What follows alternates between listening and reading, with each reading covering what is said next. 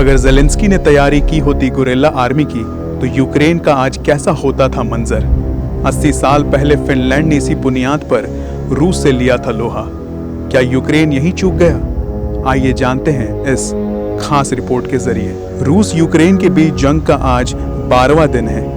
इतने दिनों में रूस ने यूक्रेन मशरफी शहरों में बमबारी की है। प्रेसिडेंट ज़ेलेंस्की लगातार आम लोगों से बंदूक उठाने की अपील कर रहे हैं। 1 लाख से ज्यादा लोग आगे भी आए, लेकिन प्रॉपर ट्रेनिंग की कमी के चलते उनकी हदें भी हैं। अमेरिकी एक्सपर्ट एडवर्ड लूटवर्क कहते हैं कि ज़ेलेंस्की को फिनलैंड जैसे छोटे से मुल्क से सीखना चाहिए, जिसने 80 साल पहले सोवियत आर्मी से उनके शहरियों ने टक्कर ली थी। आखिर ये फिन्स रशियन जंग थी क्या, जिससे विंटर वॉर के नाम से भी जाना जाता है? तो आइए जानते हैं कि फिन्स रशियन जंग थी क्या। 80 साल पहले सेकेंड वर्ल्ड वॉर का दौर था। सोवियत यूनियन को हिटलर के खिलाफ जर्मनी पर हमला करना था। रास्ता फिनलैंड से होकर गुजरता था।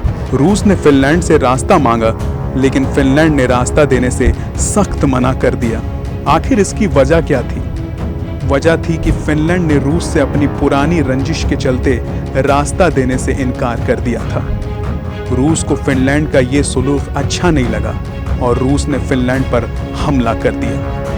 1939 में फिनलैंड और सोवियत यूनियन के बीच इस जंग को विंटर वॉर के नाम से जानते हैं। इस जंग में फिनलैंड के आम शहरियों की गुरिल्ला आर्मी ने मिसाल कायम की थी। पोलैंड और बाल्टिक देशों ने भी आगे चलकर ये मॉडल अडॉप्ट किया। गुरिल्ला जंग का मतलब अंग्रेजी में एम्बुश यानी घात लगा के हमला करना है। स्पेनिश लफ्ज गेरा से आया है। इस लफ्ज का इस्तेमाल 19वीं सदी में हुआ, जब नेपोलियन के खिलाफ स्पेन और पुर्तगाली लोग गुरिल्ला जंग लड़ रहे थे। ये उस वक्त इख्तियार किया जाता है जब दुश्मन कुव्वत तादाद में बहुत ज़्यादा हो और उनके पास बहुत सा सामान भी हो। ये दुश्मन फौज को उनके इलाके में घुसने और वहाँ पर कब्जा करने से रोकना है। भारत में गुरिल्ला जंग को हम छत्रपति शिवाजी महाराज के जंगे निज़ाम के नाम से जानते हैं। क्या है फिनलैंड का guerrilla model? Fins guerrilla model के मुताबिक दुश्मन मुल्क की फौज को अपने देश की सरहदों के अंदर आने से रोकना नहीं, बल्कि उनका इंतजार करना है। जैसे ही दुश्मन का टैंक आगे बढ़े और या फिर दुश्मन का टैंक आगे बढ़ना छोड़ देता है और दुश्मन आराम करने या खाना बनाने के लिए रुकता है और टैंकों से उतरते ही उन पर हमला करके और घात लगाकर उन्हें मार डाला जाता है। रूस से कैसा लड़ा फिनलैंड? फिनलैंड के हुक्मरानों को मालूम था कि रूस के साथ उनका जंग जारी रहेगा। इसके लिए 1918 से ही फिनलैंड ने नौजवानों के लिए मिलिट्री ट्रेनिंग कंपलसरी कर दी थी। ये ट्रेनिंग कुछ महीनों की होती है।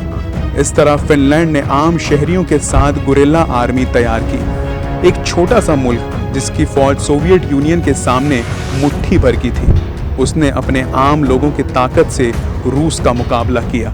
जंग की शुरुआत में रूस के पास करीब 1.25 लाख फौजी थे, जिससे बढ़कर रूस ने 7,60,000 कर दिया। वहीं फिनलैंड की आर्मी बिल्कुल छोटी थी, सिर्फ 3 लाख सोल्जर्स की थी, जो बामुश्किल 3,40,000 तक पहुंची थी। रूस के पास 2,514 टैंक थे, जिसे बढ़ाकर 6,500 तक कर दिया गया था। वहीं फिनलैंड के पास महज 32 टैंक्स थे। रूस के पास 3,880 फाइटर एयरक्राफ्ट था, जबकि फिनलैंड के पास सिर्फ 114 जेट प्लेन्स थे। हालांकि हथियार होने के बावजूद फिनलैंड के लोग सोवियत आर्मी पर भारी पड़े थे। हैरत की बात है ना? जी हाँ, फिनलैंड के पास थी उसकी स्ट्रैटेजी, जिसकी वजह से वो लोग सोवियत पर भारी पड़े। फिनलैंड के पास करीब 1,80,000 आम लोगों की गुरिल्ला आर्मी थी और फिनलैंड गुरिल्ला आर्मी ने पोजीशन लेकर अटैकिंग मोड पर काम किया था। सोवियत आर्मी का पूरा फोकस फिनलैंड आर्मी से लड़ने पर था। उनको गुरिल्ला आर्मी की ताकत का अंदाजा नहीं था। इस तरह फिनलैंड ने 3 महीने तक सोवियत यूनियन की रेड आर्मी से टक्कर ली। इसके बाद सोवियत यूनियन और फिनलैंड के बीच एग्रीमेंट हुआ और जंग खत्म हो सका।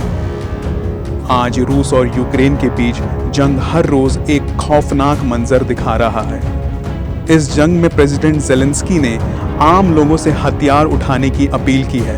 और तकरीबन 2 लाख लोग सिविल डिफेंस से जुड़ भी चुके हैं। लोगों को AK-47 जैसे हथियार उठाए और तस्वीर भी सामने आई है सोशल मीडिया के जरिए। कई दूसरे मुल्क के लोग भी गुरिल्ला फौज में शामिल हो चुके हैं। फिनलैंड और यूक्रेन की तैयारी में बस इतना सा फर्क था कि यूक्रेन ने फिनलैंड जैसी तैयारी नहीं की है, जबकि यूक्रेन भी जानता था कि कई सालों से वो रूस की आंखों में खटक रहा है। अब आगे देखते हैं कि इस जंग का नतीजा क्या निकलता है।